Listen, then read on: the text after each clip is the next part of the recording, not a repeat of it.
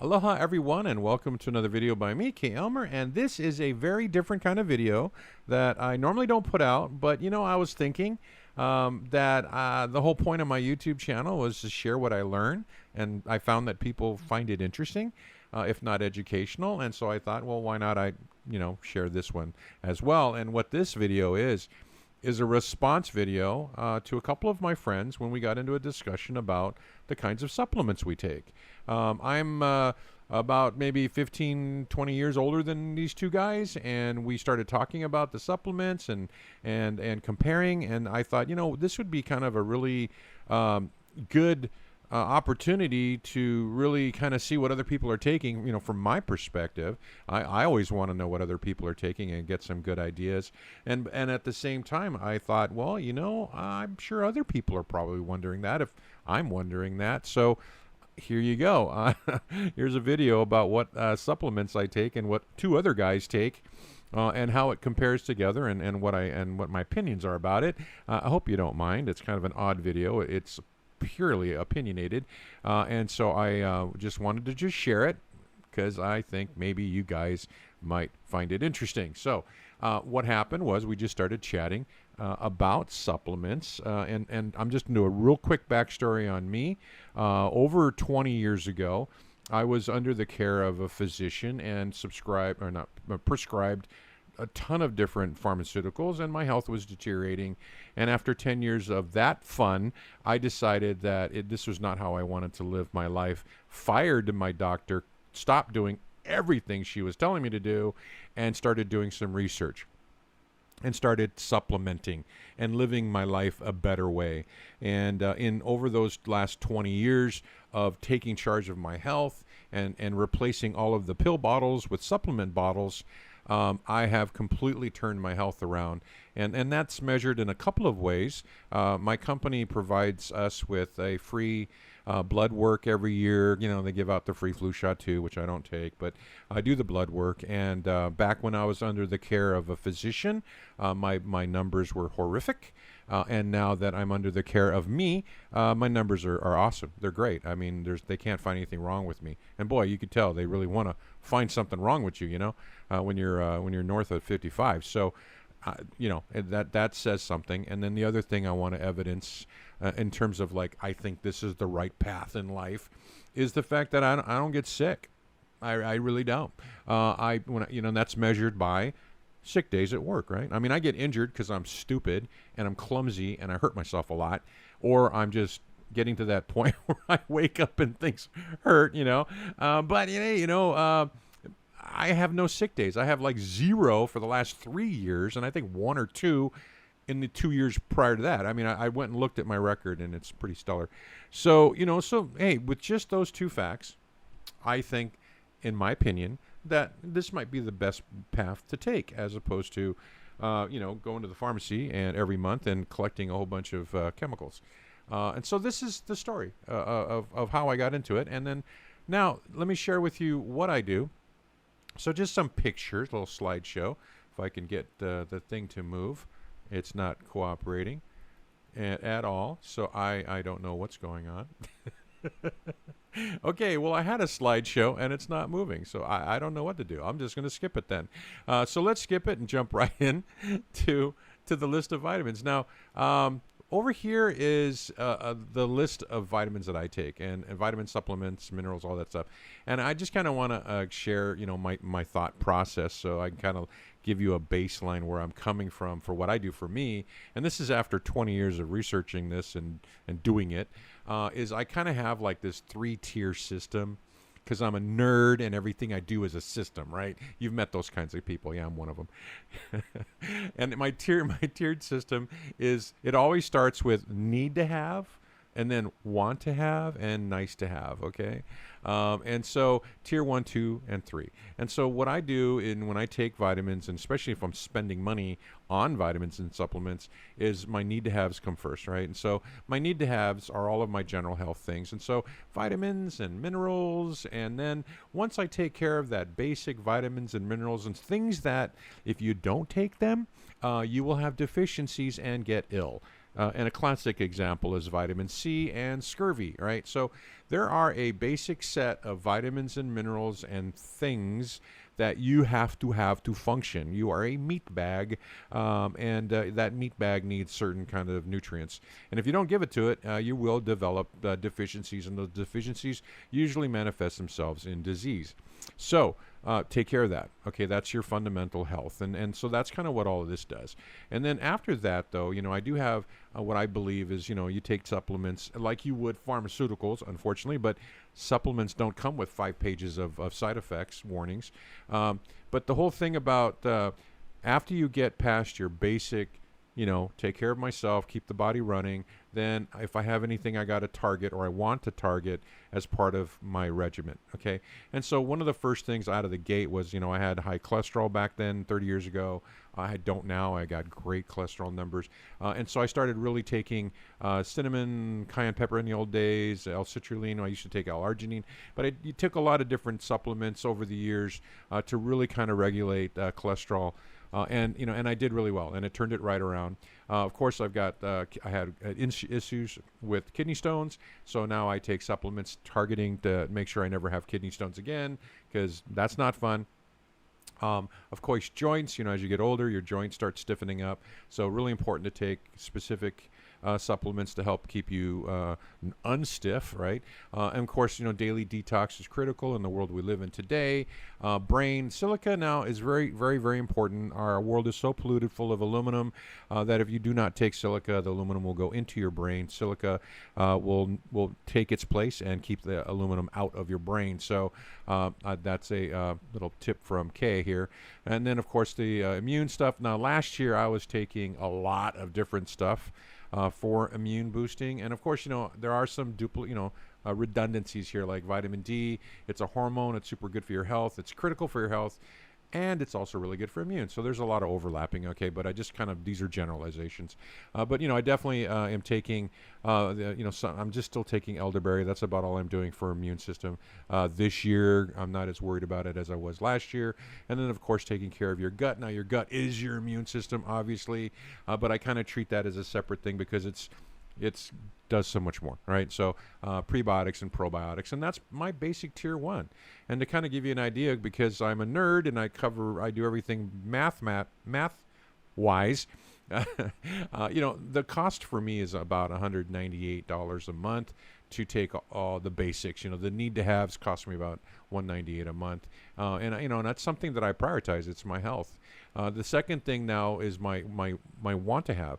And my want-to-haves are all centered around anti-aging and a little bit more gut, but primarily anti-aging. And my whole, when you get to my age, and you guys know this, right? I mean, you really, really start realizing that, as your elders get older, your parents get older, and then you eventually one day supersede your parents, and then you realize you don't want to die that way, and you want to. My goal is to die standing up, and I want to have quality of life to the end, not quality of life and then 10 years as an invalid. So right now I am compulsive about anti-aging supplementation, and I'm very, very very attuned to that, and so I really am into that, and so it does cost me another $182 a month, almost double. The expense of staying healthy from a supplement standpoint is spent on anti-aging for those reasons. Now, if you're a young guy and you're super healthy, that might not be important to you, but it is important to me, and that's kind of why this is my want to have, and then this is my nice to have. As I can afford it, I'm trying to figure out the whole economics of this thing, but right now, right here is where I kind of stop monetarily, but then I'm kind of trying to figure out how to squeeze this in. I do want to boost my testosterone because I'm hitting that age where it is getting lower, and then of course my brain, it's just you get older and you just need something to boost your brain and boost your other brain. Okay, so so that would pop me up to $450 a month. So I just I just want to point out it, and I know that to some folks, this obviously this It's excessive. I know that. But I want to point out something that's so important. And if you haven't done this yet, maybe you don't, it hasn't maybe clicked in for you. But if you've ever had a chat with an insurance guy and they're trying to sell you long-term care insurance, okay? Now, what that kind of insurance is basically when you're at your end of your rope and you are going to go into an assisted living facility and or a nursing home and or a hospice, right? They do all these actuarials and they figure out like, okay, the average person and blah, blah, blah, and they figure out like, hey, what it's going to cost you the last years of your life. And the majority of Americans fall into this category where they're going to need long-term care because of their health, and they don't take care of their health. And so, like I said earlier, I want to die standing up. I don't want to die laying down. And so the folks that die laying down are going to spend everything they have, every last penny they have is going to be taken by their state to compensate for their Medicare that they're going to get, because they will not be able to afford, and this is all factual, look it up, they will not be able to afford paying their own medical bills. To go into a nursing home today is $4,000 to $5,000 a month. All right. So for me, spending $400 a month right now, and that's like skimping. It's a Peter Paul thing. I mean, I don't go out drinking. I don't go buy fancy toys. I don't go to football games and all that kind of stuff. I just do it the cheaper way. But it's a matter of choice. So you can either choose to give all your money away in the future and die on your back. This is my opinion, by the way. Or you can put some of that money and invest it into your health today. That's it. So that's how I justify spending this, because I would rather pay for supplements and be healthy till I die than to not pay for this and then give it all away to the medical establishment and die a horrific death. There you go. And I have seen that, and I've seen that with my parents. Okay, so that's that, and that's the level set. This is the baseline. This is what I do. Okay, and the reason I wanted to share that with you is just to share, but also to kind of put it in perspective as I compare it to my two friends. And then one of the things that if you ever really wanted to figure out like where your head's at and you don't know where your head's at when it comes to this, just make this list and do this graph. See where you're spending your money. Are you spending it on your health? Are you spending it on anti-aging, helping your medical condition? Or are you spending it on pharmaceuticals and never getting better? This is where my money goes when I spend money on supplements. Like I said, half of my money goes to anti-aging, gut health, and then so forth. And it's kind of just a real interesting visual. I like graphs. I really, really, really like visuals to kind of help me go, oh, that's where it's going. And that's how, because this tells you how you're prioritizing when you don't think about prioritizing. Okay, so let's get into the gap. Now, this is basically the three of us, and I'll call us K, Q, and A. All right, and so my friends shared with me what they take, and then we're all like, hey, well, what do you think? Okay, because I'm sort of been doing it longer than them because I'm older.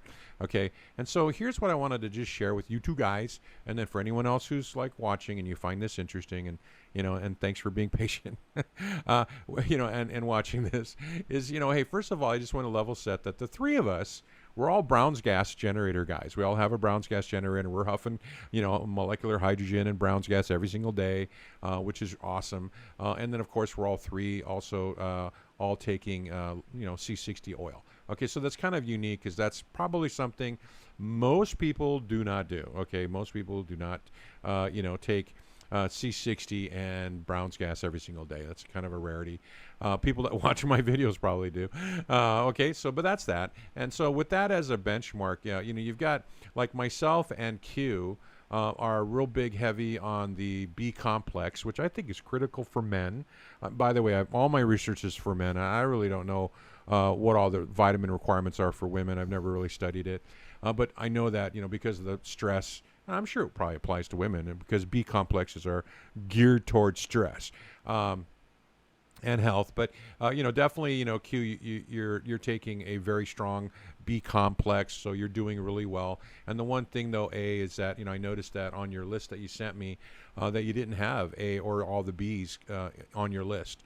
So that's a gap that you might want to take a look at and maybe add that to your regimen just to get your foundation in. And then the other thing, you guys, both of you guys are have you don't list B17. It is a B vitamin. It got there's a bunch of reasons why it's not part of any B complex, and you have to buy it as a standalone vitamin. But for me, I think B17 is equally important as the other Bs, and I definitely take it as a standalone. And that's something that I noticed that both of you aren't taking. So something to think about there. And then for you guys that have never heard about B17, I'll just challenge you, go look it up, go go on YouTube and go watch the documentary about it. And so it's quite a fascinating story. Now we're all doing really well on our D's and C's, and then the E's. Though I do want to point out that both of you have a gap on your vitamin E. Q, you are taking vitamin E, but the vitamin E you're taking is only one of the 8 natural versions of vitamin E. So in nature, and we are part of nature, there's 8 different versions of vitamin E, and obviously our bodies need all 8 because for the millennia, as we've been basically living on Earth with all the different plants and animals around us, we are we need everything. We're part of nature, and so so what these vitamin companies do is they produce a synthetic version of E, and it's only one of the 8, so you're not getting the full spectrum, and your body's going to become deficient in E. So you've only taking one, and then of course A, you're not taking any. I don't see it on your list. And then the K2 or vitamin K. For the one of the things about K, and I want to point that out to A, is that for your body to really absorb D well, you need to have vitamin K. It kind of goes together. There's a lot of different symbiotic relationships between supplements, and K and D are definitely 2 that go together, just like calcium and magnesium. Okay, so that's something to think about. But other than that, you're good. I mean, you're taking a very good foundational set of vitamins and minerals and so forth. So I think you guys are doing great.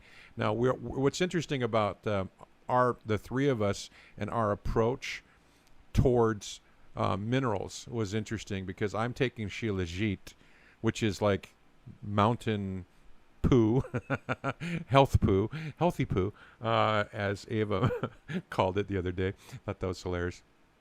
And then Q, you're out there taking this Vitamineral Greens thing, but there's not a lot of minerals on your list. You're taking like the selenium and zinc and magnesium, but you're missing all the other vitamins. The minerals. And one of the things about mineral research is I think there's it's either 60 or 80 minerals that our body requires to function, right?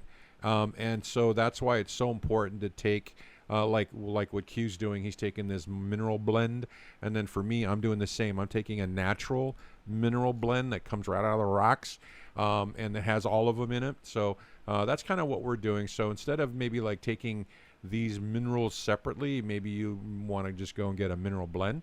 That's another recommendation for you as well. The other thing too, for Q, I did notice a gap on your intake of magnesium. You were taking magnesium 2 different ways and calcium 2 different ways.